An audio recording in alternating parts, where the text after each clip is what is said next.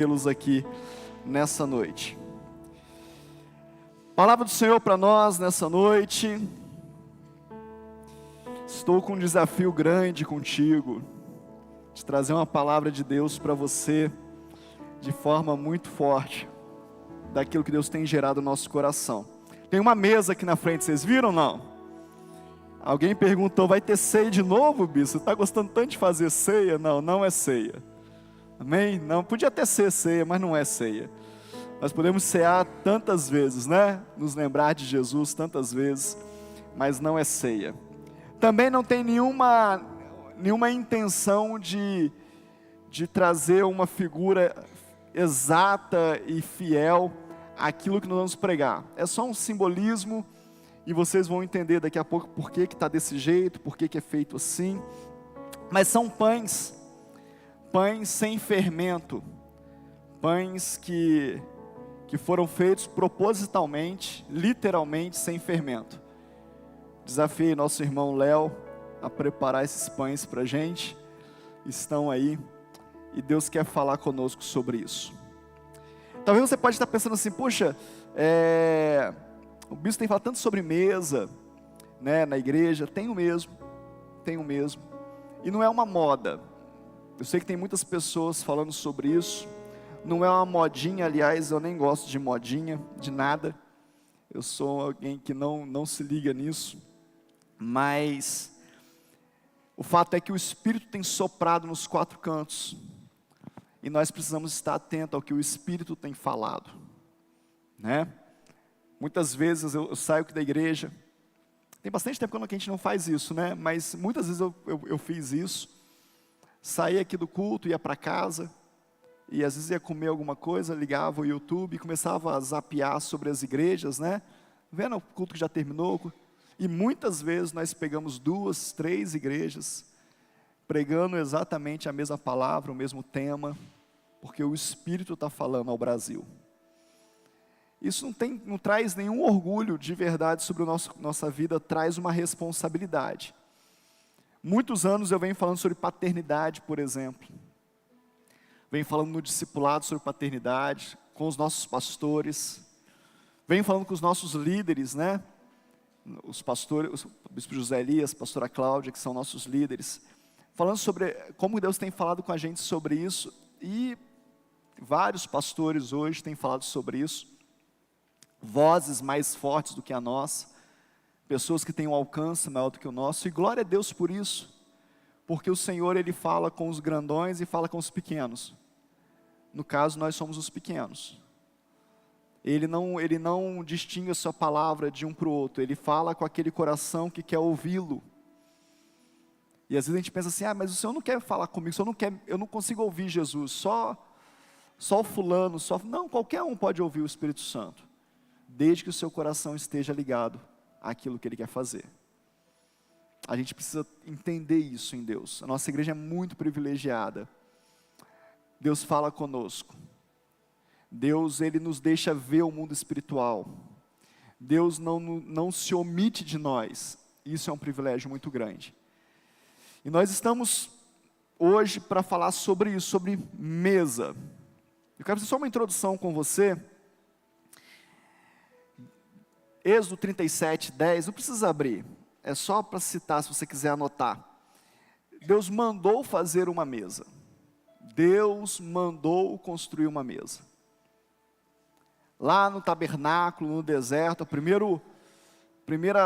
as primeiras direções de Deus para um lugar, presta atenção, um lugar para a manifestação da sua presença. Tabernacular é estar conosco, é tabernacular entre nós, estar conosco. Foi construído para que Ele estivesse presente. E nesse lugar que Ele mandou construir, nos moldes que Ele mandou, para que Ele se manifestasse, tinha uma mesa. Ele mandou construir uma mesa. Se você caminhar um pouco mais, Levítico 24, é isso, nós vamos ler esse texto daqui a pouco. Ele também manda, agora no outro contexto, ele manda construir uma mesa. E aí qual é a importância da mesa? Por que uma mesa? né? A gente está idolatrando a figura da mesa, não, de forma nenhuma. Tem simbolismos muito fortes que nós precisamos entender e viver. Abra sua Bíblia aí em Levítico, capítulo 24, verso 5, só para a gente começar a construir isso que Deus quer falar conosco nessa noite.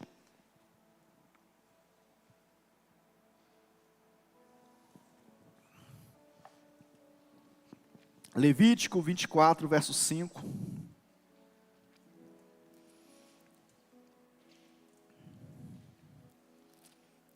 Diz assim: também tomarás da flor da farinha e dela cozerás 12 pães, cada um dos quais será de 2 dízimas de cada efa. E porás em 2 fileiras, 6 em cada fileira, sobre a mesa de ouro puro perante o Senhor. Sobre cada fileira porás incenso puro, que será para o pão, como porção memorial, é oferta queimada ao Senhor. Em cada sábado, Arão os porá em ordem perante o Senhor continuamente, da parte dos filhos de Israel, por aliança perpétua. E serão de Arão e de seus filhos, os quais o comerão no lugar santo, porque são coisas santíssimas para eles, das ofertas queimadas ao Senhor, como estatuto perpétuo. Então, Êxodo a gente vê mandando fazer a mesa, em Levítico a gente vê Deus dando uma ordem, uma direção, que sobre essa mesa deveria ser colocado 12 pães, não é esse formato de pão.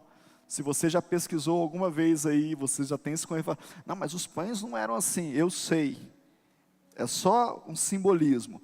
Pães redondos, discos redondos, que eram colocados 6 de um lado, 6 do outro, duas pilhas de pães.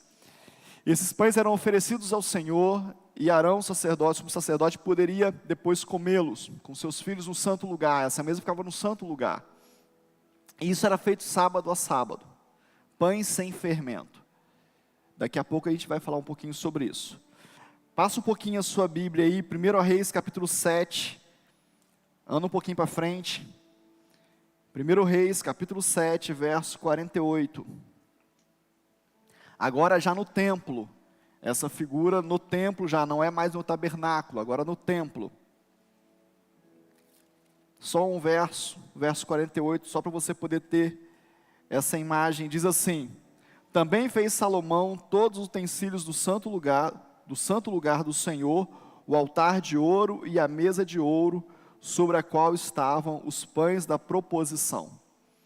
Então, no templo também, quando Salomão construiu o templo, Deus mandou que tivesse lá a mesa de ouro, e na mesa de ouro ficariam os pães da proposição.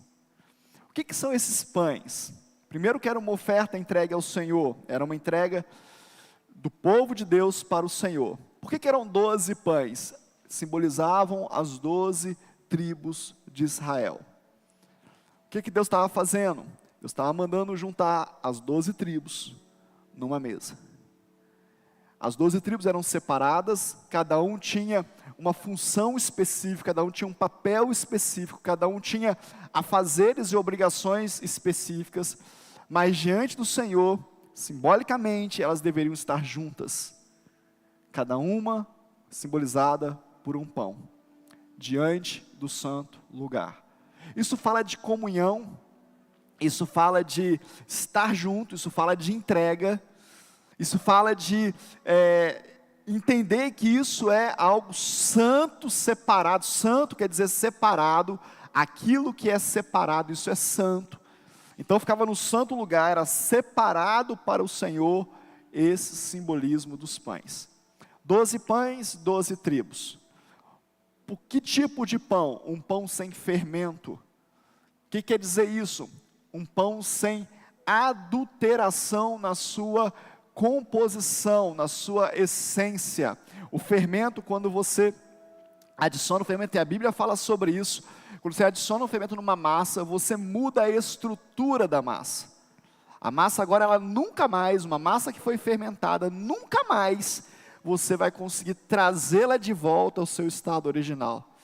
E a palavra de Deus fala que um pouco de fermento numa massa muda toda a massa.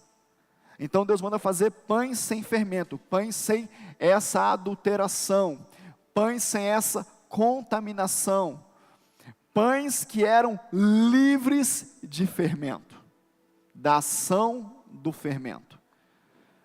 Se você pegar um desses pães e você vai poder pegá-lo e comê-lo, se você desejar, são comestíveis, tão gostosos, mas você vai ver que é um pão mais pesado, é um pão mais denso, porque não tem fermento, não tem a ação do fermento. Deixa eu te falar um negócio, o que Deus espera de nós, na nossa apresentação diante dEle, na nossa comunhão com Ele, na nossa comunhão com os nossos iguais, com aqueles que estão conosco, com os nossos irmãos, com as tribos, é que a nossa relação seja uma relação sem fermento. O que significa isso hoje? Uma relação que ela não é pautada em interesses, em conchavos, em arrumações humanas, em você julgar o outro para saber se você pode ou não se relacionar com ele, se ele merece a sua. Na mesa estão todos juntos. Aqui é a mesa do Senhor. E a pergunta que fica é: estamos todos juntos? Tem fermento em você? Você trouxe fermento? Você está chateado, magoado, dolorido, alegre demais por causa de um ou de outro? Você sentou na mesa ou à mesa aonde tinha um lugar, ou você escolheu um lugar porque você não vai sentar do lado do pãozinho A ou do pãozinho B? Deixa eu te falar, esse pão, ele não escolheu onde ele ia ficar, fui eu que escolhi. Eu sou o líder dessa igreja. Eu posso escolher onde os pães vão ficar. Mas se esse pão tivesse vida, se esse pão tivesse consciência, voz, ele poderia falar: não, aí eu não quero, me põe do outro lado. O Senhor te deu voz e consciência, mas também te deu a direção do Espírito Santo de Deus, o senhorio dele, para governar sobre a tua vida. Os pães são diferentes, tem um redondo, tem um comprido. Eu sei que ninguém quer ser o redondo, né? Eu sei disso, mas vê se tem algum irmão diferente perto de você aí. Vê se ele parece com você ou se ele é muito diferente. Se ele for muito diferente, você fala assim: tamo junto, querido. É assim mesmo. Deus vai nos juntar nesse negócio. Deixa eu te falar, querido. Nós somos a comunhão dos improváveis. Nós somos a comunhão dos que talvez não tinha a esperança de viver o que nós estamos vivendo.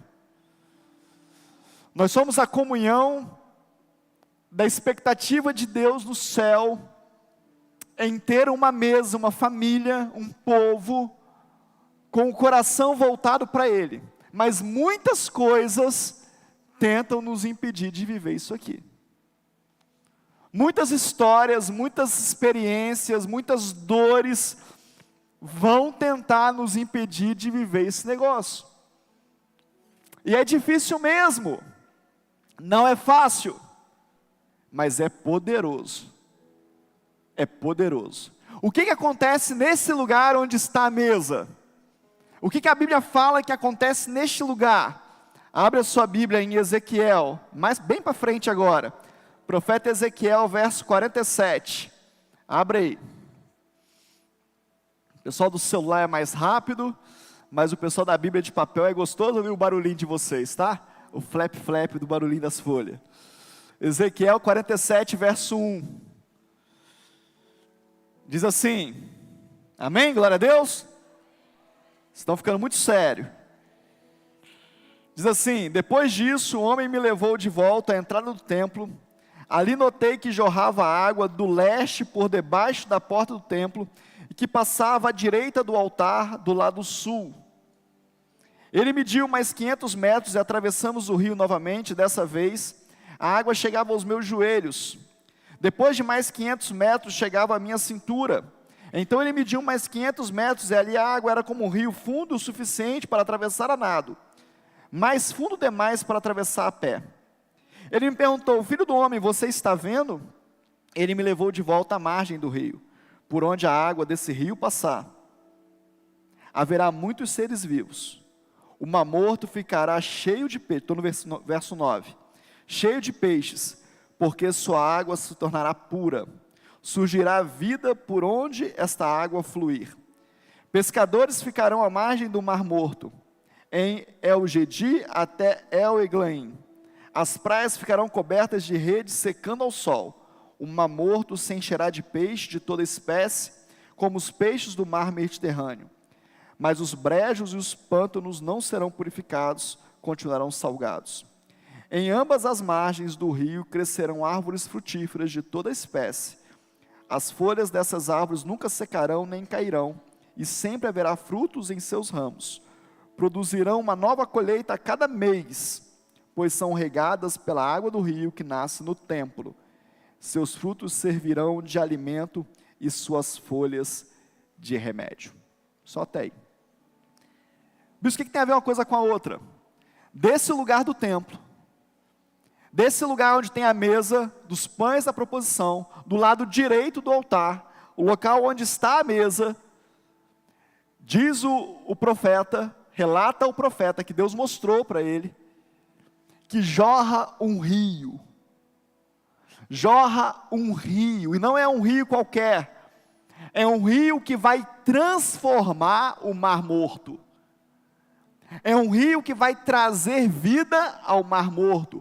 O Mar Morto é o lugar mais baixo da terra, é o lugar mais salino da terra, é um lugar onde nada sobrevive. Onde a densidade de sal é tão grande que nada consegue sobreviver. Nós já estivemos no Mar Morto, eu, a pastora Carla, alguns irmãos aqui da igreja estiveram conosco lá. Você tem tempo, 20 minutos, 30 minutos? 30 minutos você pode ficar, depois você tem que sair, porque nós não suportamos ficar lá dentro. Não pode de maneira nenhuma pingar água no seu olho. Se pingar, é resgate de helicóptero para você não perder a visão, porque o que vai acontecer, você vai ficar cego. Não pode mergulhar de forma nenhuma, tão salgado que é essa água. Mas o profeta está dizendo que esse rio que jorra do santo lugar, esse rio que jorra do templo, ele vai chegar ao Mar Morto, e o Mar Morto se tornará vivo, e tão vivo que dará peixes igual no mar Mediterrâneo. Mas tem outra coisa, do templo até o Mar Morto tem um caminho, e o texto diz que por onde esse rio passar, as árvores frutíferas darão seus frutos, aquilo que era morto viverá, tudo será transformado, haverá prosperidade, colheita mensal, por onde este rio passar. E a gente se alegra com isso, a gente glorifica o Senhor por isso, a gente fica feliz por isso, porque é uma promessa do Senhor. Mas eu preciso entender de onde esse rio nasce. Esse rio nasce do templo, do lugar onde está a mesa da proposição, dos pães da proposição. E o que tem na mesa dos pães da proposição? Tem a comunhão das 12 tribos de Israel. Uma comunhão santa, sem fermento, para viver a verdade do jorrar desse rio. Você pode dar um glória a Deus aí? Não. A palavra de Deus fala que do seu interior fluirão rios de água viva.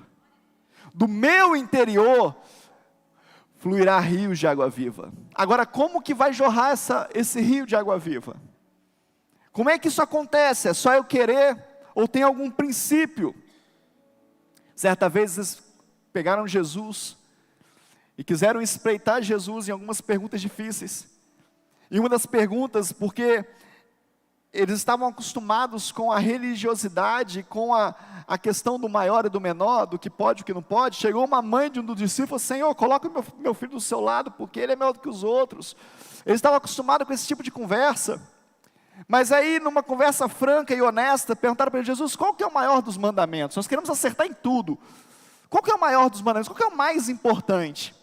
E a resposta de Jesus foi: amarás o Senhor teu Deus de todo o teu coração, e ao teu próximo como a ti mesmo. Jesus dá numa frase uma resposta de 3 níveis. Ele fala: olha, você tem que amar a Deus, que está no nível hard aqui em cima, no nível top. Você tem que amar ao próximo, mas para você amar o próximo, você precisa também se amar. Se você se ama, você consegue amar ao próximo. Se você ama ao próximo, você consegue amar a Deus. Mas se você não se ama, e se você não ama o próximo, dificilmente você vai conseguir amar a Deus. E você pode perguntar, mas o que isso tem a ver com o que a gente está falando? Eu vou te explicar. Quando Jesus veio à Terra, uma das primeiras palavras como ministério de Jesus, falou antes de outras formas, mas como ministério foi: arrependei-vos, porque é chegado o reino dos céus. Eu trouxe o reino agora, estou trazendo o governo do céu. Agora eu vou viver com vocês daqui até a minha morte, mais ou menos 3 anos. Eu vou separar os meus discípulos, eu vou implantar uma equipe nesse lugar, eu vou transformar o mundo nesses 3 anos, vou morrer. Vou ressuscitar, vou reconstruir o templo em 3 dias, vou ressuscitar em 3 dias, vou para junto do Pai. Essa era a missão de Jesus. A Bíblia fala que Deus enviou o seu Filho, único Filho, por amor a nós, por amor a mim e a você. Porque Deus é louco, não sabe o que está fazendo? Não, Deus é soberano e perfeito. Mas como que Jesus morreu por mim se eu não era nem nascido? Ele conhece toda a tua história. Diz a palavra de Deus que antes dos seus ossos serem encobertos na barriga da sua mãe, Ele tinha todos os seus dias escritos. A palavra dele fala que a vontade dele, o querer dele é bom, agradável e perfeito. Ele tem uma história linda para você, ele tem uma história poderosa para você, ele tem uma história para que você viva o pleno reino de Deus, e para isso ele tem um plano de redenção que foi Jesus, que por amor a você e a mim, morreu na cruz e nos deu livre acesso ao Pai. Esse é o plano de Deus para a gente. E aí, se Jesus morre por mim, porque Ele me ama, se o Pai manda o Filho na terra para morrer por mim, por amor a mim, como que eu posso não me amar? Como que eu posso olhar no espelho, e eu estou numa crise, vocês sabem disso, vocês que estão aqui há mais tempo, sabem que o pastor está em crise, né? Como que eu posso olhar para o espelho e falar assim: cara, tu é bonito? É difícil, mas mesmo que eu seja feio, Jesus me amou feio ou bonito. Mesmo que eu não esteja vivendo os melhores dias da minha vida, Jesus me amou, e Ele continua me amando, e Ele continua trazendo sobre mim a sua graça e a sua misericórdia. Aliás, a palavra de Deus diz que hoje de manhã, as misericórdias dEle se renovaram sobre a minha vida, e é por isso que eu estou de pé agora falando com você. Mas Ele não diz só sobre mim, Ele diz sobre você também. As misericórdias do Senhor se renovaram sobre a sua vida, e é por isso que você está de pé, porque Ele te ama. E eu sei que existem muitas mentiras do inferno, trazendo peso sobre a sua vida, trazendo peso sobre a igreja, para que a gente não consiga não nos amar. Se amar não é idolatria, querido. Eu não estou falando de idolatria, estou falando de culto ao corpo. Eu não estou falando de você achar que você é a coisa mais maravilhosa da face da terra. Estou dizendo para você o seguinte: ame aquilo que Deus projetou na tua vida. Ame os planos de Deus para a tua vida. Ame o lugar onde Deus te colocou. Ame os projetos de Deus. Ame o Senhor teu Deus através da sua vida. Amor é força de atração. Quando você se ama, você está se conectando com aquilo que o próprio Deus criou. Agora o diabo tem um plano terrível contra a tua vida, para destruir você, para destruir o seu amor, para destruir aquilo que Ele mesmo escreveu sobre as suas vidas, sobre a sua vida. O sistema quer te fazer acreditar que para você ser bom, para você ser aceitável, você precisa se parecer com alguma coisa. Tem um padrão de beleza, um padrão de comportamento, um padrão de tantas coisas, para que você consiga se sentir melhor. Deixa eu te falar, o nosso padrão é Jesus. Nós vamos crescendo até a estatura do varão perfeito. O varão perfeito é Jesus, a minha referência é Jesus. Eu quero olhar para Ele, quero ser como Ele foi, até o dia que o Pai mandar vir me buscar. Essa é a expectativa que nós temos. Cuidamos de tudo. Cuidamos do corpo, da mente, cuidamos do espírito, da alma, cuidamos de tudo, mas a nossa referência é Jesus. Eu quero te perguntar, como é que está o seu amor por você mesmo? Você tem amado a você? Querido, deixa eu te falar, quando eu estava escrevendo essa palavra, Deus falou tão forte comigo, sobre a gente, como igreja, aprender a nos amar. Valorizar aquilo que Deus nos deu. Nós somos eternos insatisfeitos com tantas coisas. E é lógico que tem coisas que são mais visíveis. Quem é baixinho quer crescer, quem é gordinho quer emagrecer, quem é magrinho quer engordar, quem é muito branco quer ficar moreno, quem tem cabelo encaracolado quer cabelo liso, quem tem cabelo liso quer encaracolado. Isso são demandas da alma. E eu não estou pregando contra isso, porque isso seria só uma cortina de fumaça naquilo que Deus quer fazer na sua vida. Deus quer te usar de cabelo liso ou encaracolado. Deus quer te usar de cabelo preto ou louro.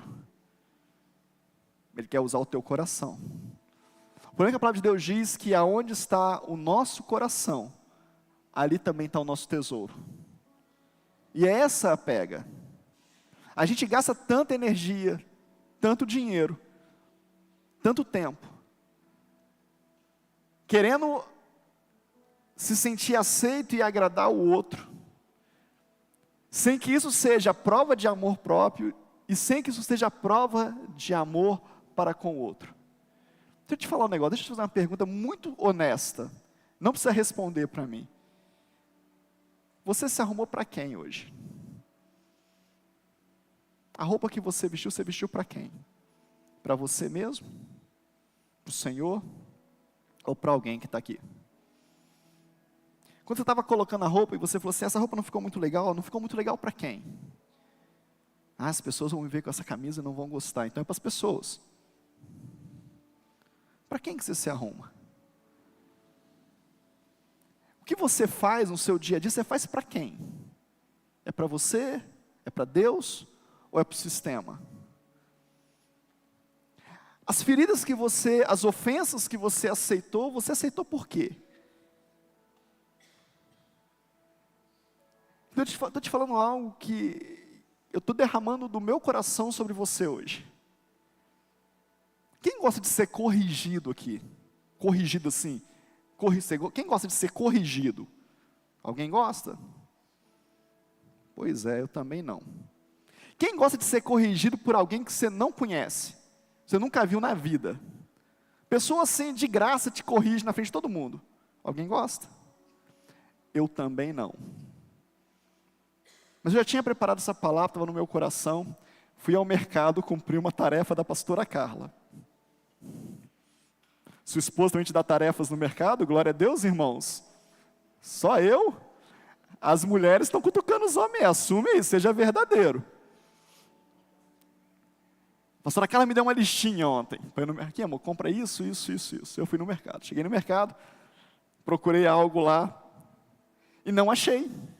Eu sou bom de mercado, querido. Não sou ruim de mercado, não. Mas aquilo eu não achei. Cheguei para um funcionário do mercado e perguntei, por um acaso, tem isso, eu não estou achando? E o cara, em alto bom som, falou assim, isso não existe, não é assim que fala. O nome certo é tal. Ô, querido. E o pior é que eu estava certo. Ele é que estava errado. Eu respirei, lembrei que eu sou crente, pastor. Falei, tá bom, muito obrigado. Quando eu virei as costas, ele estava assim com a cabeça. Ô, querido, que vontade de voltar. Que vontade de chegar para ele, pegar o celular, abrir o Google, falar, querido, deixa eu te falar um negócio. Ignorante que é você. Mas eu deixei para lá. Mas isso são ofensas que a gente recebe de graça, avulsas, que você pode fazer disso um problema na sua vida, ou você pode simplesmente deixar. Cheguei em casa rindo, falei para Carla, amor, você sabe que só acontece comigo. Ela, eu sei, o que foi dessa vez? Você acredita que o rapaz me corrigiu na frente de todo mundo, que eu falei o nome errado? E a gente começou a rir, porque acontece muitas vezes. Será que é porque eu sou muito orgulhoso, querido? Será que é porque eu sou a pessoa que não gosta de ser chamada a atenção? Será que Deus está me tratando? Será que o inferno sabe disso e fica tentando afrontar contra a minha vida?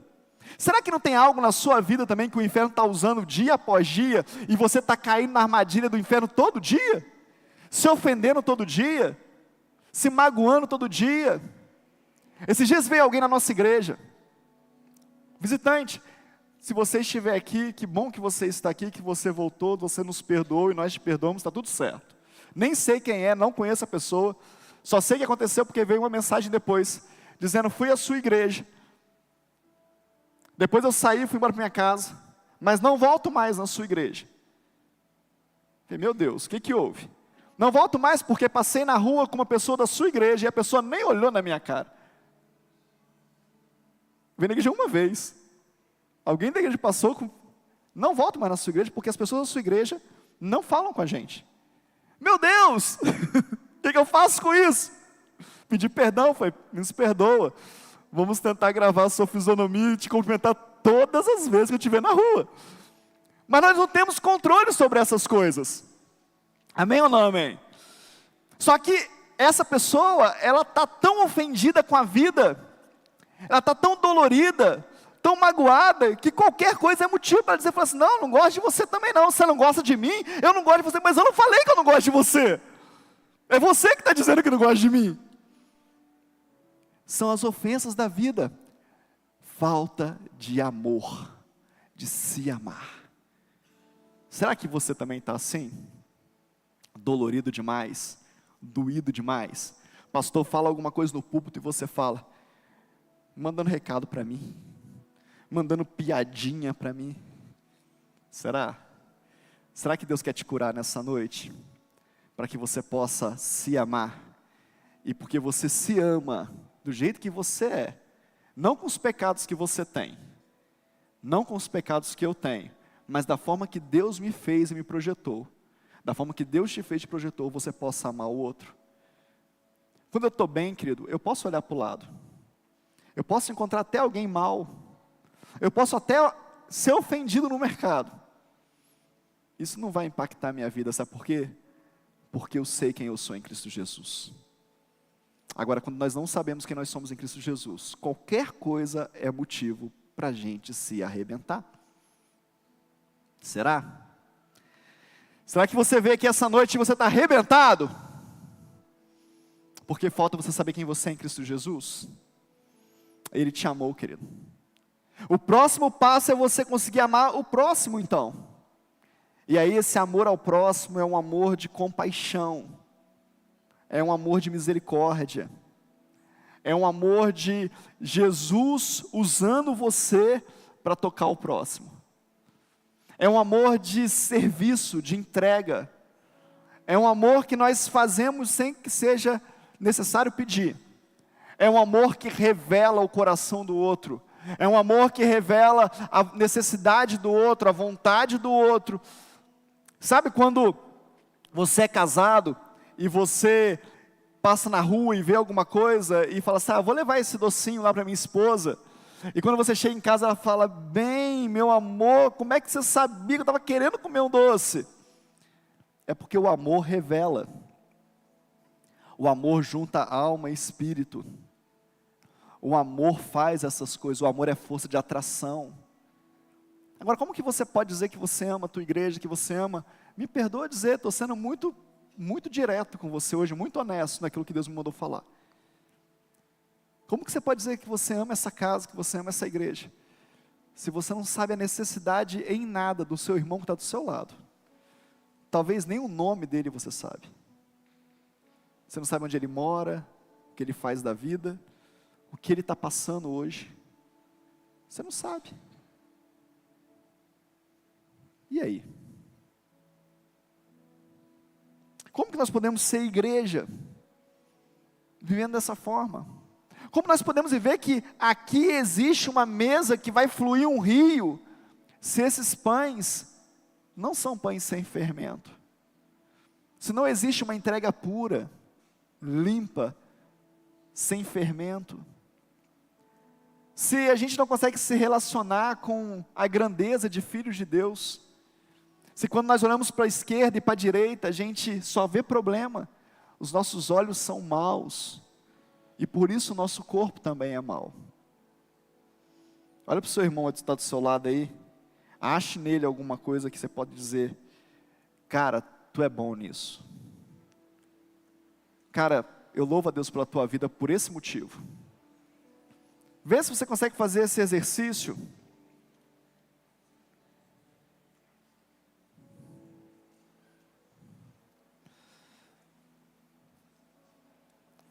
Mas você aceita o que o irmão está falando com você também? Eu queria desafiar você a viver um tempo de honestidade na sua vida, sem fermento. Posso falar como teu pastor? Não rejeita os elogios que vêm sobre a sua vida, não. Eu falo isso no meu espírito, o meu espírito está fervendo aqui dentro. Para de rejeitar os elogios que Deus coloca na boca de alguém sobre você. Para com isso. Para de menosprezar o que Deus falou sobre você. Você está em casa, seu marido chega e fala com você: nossa, seu cabelo está tão bonito, e você, mentiroso. Não, isso não acontece. Deixa eu te falar um negócio, sabe do que você está chamando seu marido? Filho do diabo. Porque o pai da mentira é o diabo. Quando você fala que tem alguém dizendo que é mentira o que está dizendo você é filho do diabo. Ah, bispo, mas a minha intenção não é essa, não importa a sua intenção. Satanás, o diabo, está pouco ligando para a sua intenção. Ele se alimenta daquilo que sai da sua boca. Ele é ladrão, desonesto, mentiroso. É disso que ele se alimenta. Aceita. Fala, que bom que você gostou, que bom que alguém gostou. Nem eu estou gostando, mas que bom que alguém gostou. Que bom que está bom para você. Aceita. Ah, pastor, mas a pessoa é falsa, é mentira. O problema é dela. Por que você quer ficar com problema com ela? Deixa ela resolver o problema dela, resolve o seu. Ah, você gostou? Que bom, muito obrigado. Seja honesto. Aceite o que o Senhor está usando pessoas para falar sobre a sua vida. Porque quando alguém fala com você, você é chato, você é enjoado, você é feio, aí você acredita. Aí você vai chorar no gabinete. Ai, pastor, fulano disse que eu sou chato. E quando ele falou que isso era bonito, você acreditou também? Não. Por que a gente só acredita no que deteriora a gente, querido? E não acredita nas palavras de bênção que vem sobre a nossa vida. Os nossos filhos estão crescendo nessa leva. As nossas igrejas estão crescendo nessa leva. Não é para você se tornar orgulhoso, é para você dar glória para o Senhor. Bispo, a palavra foi uma bênção, glória a Deus por isso, é Ele que capacita, a Ele, toda honra, toda glória, toda adoração, eu recebo, eu sou sim um profeta de Deus, pela misericórdia dEle, porque se não fosse por Ele eu já estava morto, mas Ele me sustenta em vida e glória a Deus por isso. É assim que a gente recebe elogio. Não, imagina, nem sei como é que eu preguei. Eu sei como é que eu preguei, eu estudei a palavra, eu orei, eu jejuei, eu me arrumei para isso. Eu sou o embaixador de Cristo, como a palavra de Deus diz. Vocês são geração eleita, embaixadores de Cristo. Aceita. Sou mesmo, não estou pronto ainda, mas sou. É o Senhor. E isso aqui eu acho que é o mais estranho, querido. É que a gente não aceita isso. Mas aceita que um monte de pirralho, que não saiu das fraldas ainda, teologicamente falando, ministerialmente falando, fale um monte de baboseira no nosso ouvido e a gente aceita. Pirralhos, que não tem caminhada no ministério, que não tem experiência no ministério, mas que estão ditando doutrina e a gente aceita. Mas a palavra de Deus para a gente não aceita. Aquilo que Deus está falando conosco, nós não aceitamos. Ame o que Deus deu para você. Se ame. Ame a sua vida, ame a sua história. Ame o que você já construiu. Olhe para trás e fale: Senhor, eu não podia ter chegado, mas eu já cheguei. Tem um caminho muito grande para frente ainda, mas até aqui o Senhor foi fiel comigo. Até aqui o Senhor nos ajudou. Até o que o Senhor veio comigo. Continua vindo, Jesus, porque eu preciso crescer mais. Mas até aqui eu dou glórias a Ti, Jesus. Feche os seus olhos aí. Lembra de alguma coisa que você pode agradecer ao Senhor pela sua vida. Não é pela sua família, não é pelo seu marido, pela sua vida. Glorifica a Deus aí. Fala com Ele e fala: Senhor, muito obrigado. o Senhor me curou. Muito obrigado, o Senhor me fez bonito. Muito obrigado, o Senhor transformou minha vida. Fala com Ele. Fale com Ele. Agradeça a Deus o dom que Ele te deu, o chamado que Ele te deu. Mesmo que você não esteja exercendo, fala com Ele, muito obrigado, o Senhor já me deu, eu vou exercer.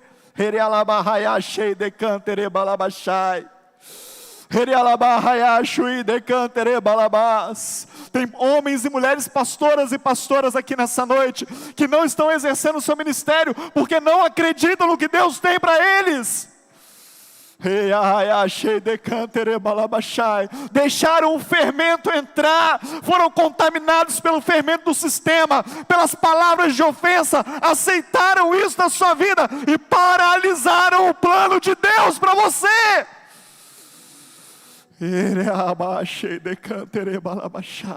Pede perdão para o Senhor, pede. Você que sabe que você paralisou o programa do Senhor, o processo do Senhor na sua vida, pede para Ele, Senhor, me perdoa, sou eu que estou atrapalhando, eu não acredito em mim mesmo, mas o Senhor pode fazer o que o Senhor quiser na minha vida. Se você tiver coragem, fala para Ele, o Senhor pode me transformar naquilo que o Senhor quiser.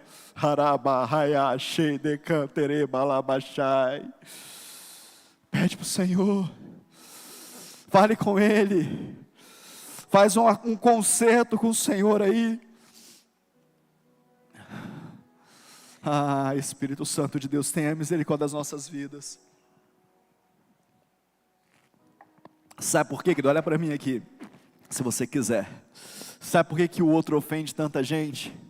Porque muitas vezes o outro é espelho de nós mesmos. Sabe por que a gente se irrita tanto com algumas coisas? É porque a gente se vê, e é insuportável se ver, querido. É insuportável ver os nossos defeitos. Muitas vezes isso acontece. Por isso tem pessoas na sua convivência de igreja, de comunidade, que você não suporta estar perto. Porque tem muitas delas que são como você é. E aí se vê é difícil, mas se você se amar, se você for curado, aí você consegue olhar para quem está com mais defeito do que você. Para quem está caminhando, para quem está começando a caminhar, você fala, vem comigo, eu passei por aqui, eu já venci, você vai vencer também. Eu consegui passar por esse caminho. Mas sabe qual é o problema? A gente não é atraído pelo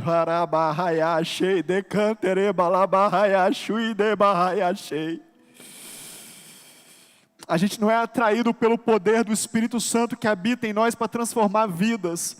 Nós nos deixamos atrair pelos defeitos que nos conectam, que nos juntam. Ao invés de eu atrair pessoas porque eu tenho a solução para elas, eu me atraio a pessoas que têm o mesmo defeito que eu, e que não se curaram, e que estão paralisadas, e agora a gente fica lambendo uma ferida do outro. Você viu fulano? Eu também vi. Pois é, mas é sempre assim. Pois é, eu também acho. Não. O Senhor te levanta nessa noite como alguém que resolve problemas, como alguém que cura feridas, como alguém que restaura a história de vida. É esse o chamado dessa igreja, é esse o chamado do Senhor sobre a tua vida. Sobre você vai ter alguém, vai ter um restaurador também. Talvez você fale assim, pastor, eu estou tão dolorido, como que eu vou ajudar alguém? Não se incomode, não, esse é o teu momento, essa é a tua estação, esse é o teu tempo. Vai ter alguém que vai colocar a mão sobre você e vai curar você. Vai ter alguém que vai ministrar sobre a tua vida. Vai ter alguém que vai derramar óleo sobre você, bálsamo sobre você. Mas você não vai ficar nesse lugar a vida toda. Você vai sair dessa cama, você vai sair dessa maca, e você vai sair da maca e vir para a mesa, porque você vai ser usado como alguém que cura pessoas neste lugar. É esse o chamado dessa igreja.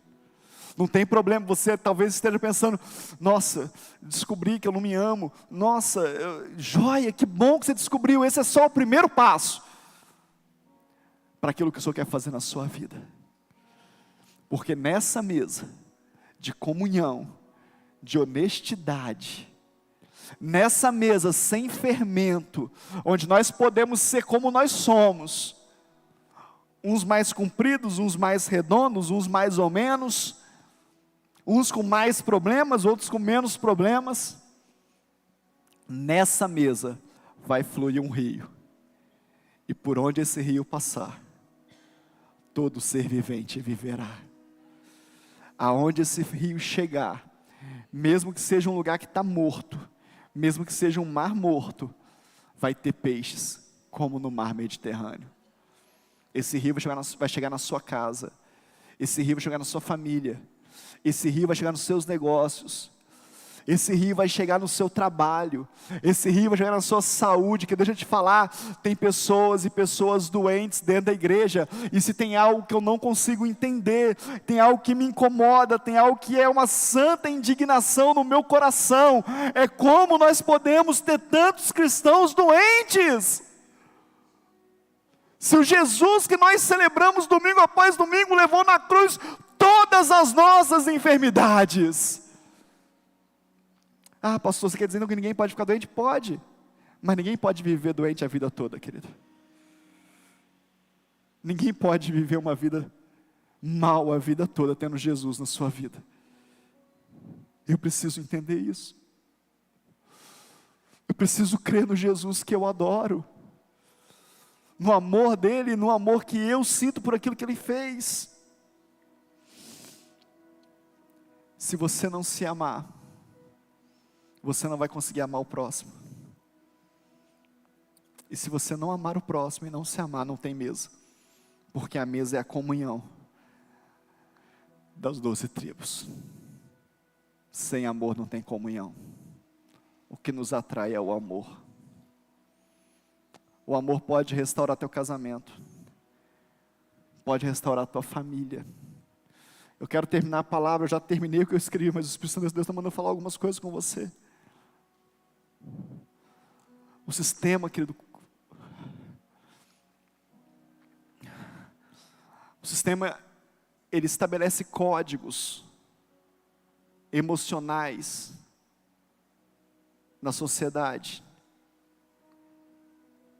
para que você comece a se acostumar com isso, e daqui a pouco a sua família está vivendo esses códigos, o código da desonra,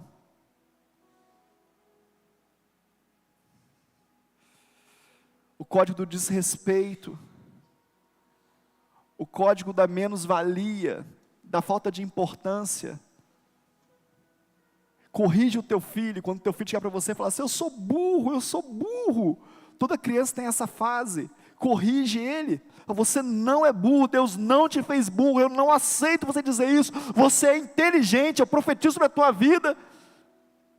Corrige ele. Profetiza sobre a vida dele com autoridade. Quando seu filho chega para você e fala assim, eu estou horrível, eu estou feio, eu estou feia. Chame para a conversa, mas por que você está se achando assim? Ministre sobre a vida dele e dela. Ensine a ouvir o que você tem para falar. Me dá mais 10 minutos, amém ou não amém? Tem um sistema para destruir a sua autoestima, destruir o seu amor próprio, destruir a sua casa. Esse dia eu estava vendo um vídeo, e eu vou falar depois, se o YouTube quiser derrubar a live, ele derruba, não é dele. Eu estava vendo um vídeo, e o vídeo era um protesto de pessoas que se identificavam como cachorros.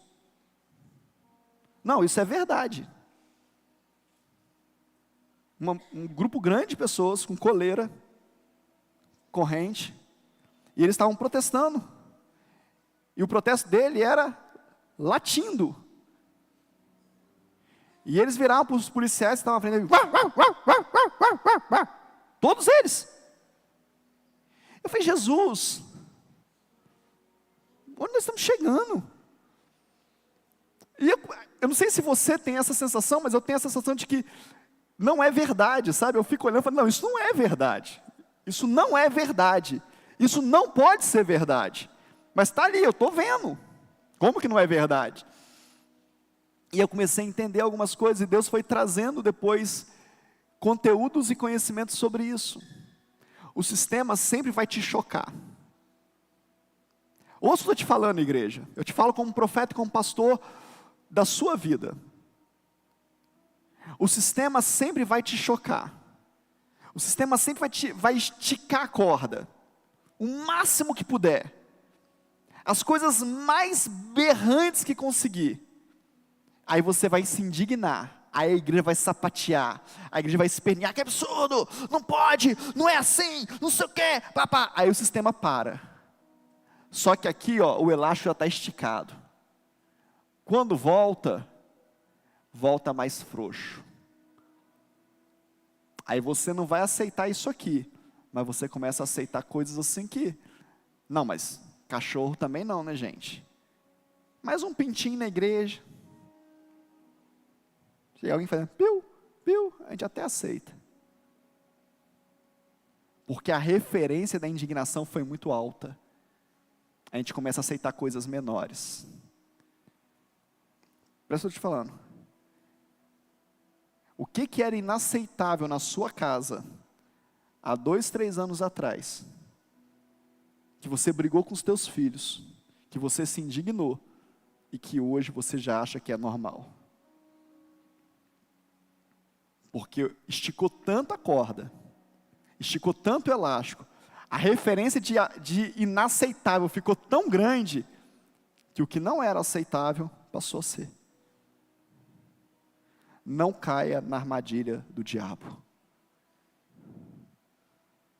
Não caia na armadilha do diabo. O sistema está no inferno. A igreja precisa saber disso.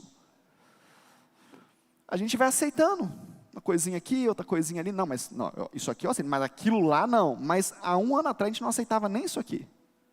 Agora a gente já está aceitando. Homens e mulheres estão destruindo os seus corpos. Coisas que eram inaceitáveis. Agora a gente já aceita. Agora, tudo bem. Pecados que eram inaceitáveis, mas entrou tanto pecado na igreja, que agora a gente já aceita. Posso falar? Não. Olha as roupas que vocês vinham para a igreja.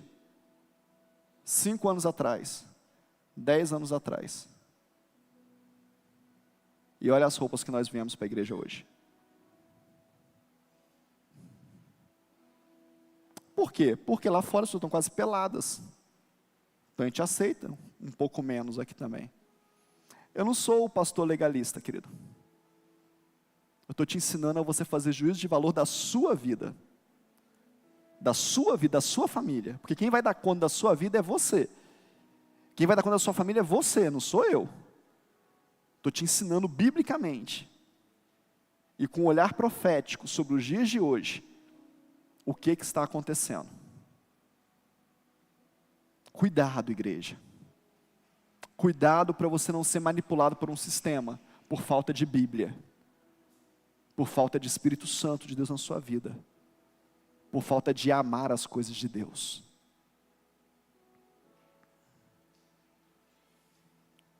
Você está disposto a ter uma igreja, a viver uma igreja que tem mesa?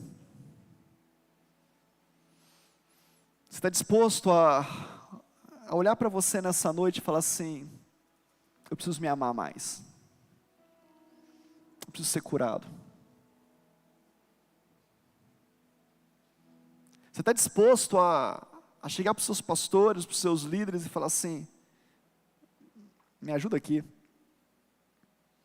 Tem algo dentro de mim que eu não consigo resolver. Tem uma dor dentro de mim que eu não dou conta de fazer sozinho, de resolver sozinho. Você tem coragem, você quer restaurar o teu casamento? Homem e mulher, você quer restaurar o teu casamento? Deixar de ver de fachada? Passar a viver uma plenitude no seu casamento, de verdade? Mas a gente está tão ferido que a gente nem consegue. A gente não consegue nem ser agradado, nem ser presenteado. Alguém chega e dá alguma coisa para a gente e fala assim, deve ter algum interesse. Não, pode não ter, quem interesseiro é você. Você está avaliando as pessoas pela sua régua, pela sua ferida. Larga a mão disso. Ah, pastor, mas se essa pessoa tiver problema é dela. Eu só recebi um presente. Sabe? Você está disposto a isso, querido? Você está disposto a hoje colocar diante do Senhor e falar: Senhor, eu quero aprender a me amar da forma que o Senhor me ama. Querido, deixa eu te falar, tem uma inquietação no meu espírito tão forte. Eu acredito nessa igreja, querido. Eu acredito na palavra de Deus. Jesus disse que o fardo dele era leve e o jugo dele era suave. Eu acredito em Jesus. Hoje nós vamos fazer o Convida. E tinha uma tristeza no meu peito, uma tristeza que eu não sabia o que era. Pensei umas 2 vezes, falar com a pastora Carla, assim, uma tristeza. Eu falei: se eu falar que eu estou triste, ela vai pregar hoje de manhã na igreja, e ela vai ficar triste também. Para que 2 tristes? Basta um. Deixa quieto. Mas tinha uma tristeza, que eu não sabia o que era. Cheguei em casa, depois do programa, a pastora Carla estava em casa com os pais, para almoçar com a gente, almoçamos juntos, mas tinha uma tristeza. E ela foi levar os pais em casa, e eu fiquei em casa, e eu fechei a porta do quarto, e eu falei: Senhor, eu não sei que tristeza é essa. Se for espiritual, se é para eu entender alguma coisa, só me fala. Agora, se for humana, almática, se for um intento de Satanás na minha vida, deixa eu te falar: Senhor, eu acredito na tua palavra. O teu filho disse que o fardo era leve e que o jugo era suave. Eu acredito na palavra, eu quero que o Senhor tire isso de mim. E Ele tirou. Eu acredito na palavra dEle. Você também acredita? Para que ficar carregando esse peso? Esse saco de ferida nas costas? Para quê? Entrega para o Senhor. Vamos ficar de pé.